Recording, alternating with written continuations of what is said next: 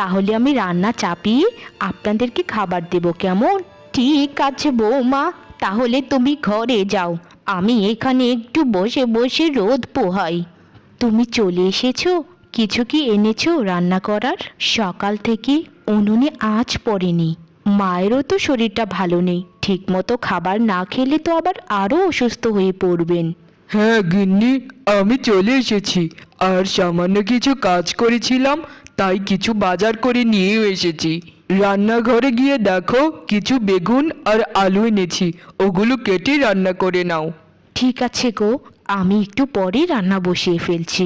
আর শোনো, কোথাও কি কাজ খুঁজে পেয়েছো? না গিন্নি, স্থায়ীভাবে সেরকম কোনো কাজে আমি খুঁজে পাইনি। একটা কাজ খুঁজে পেয়েছি, সেটাও আবার 15 দিনের জন্য।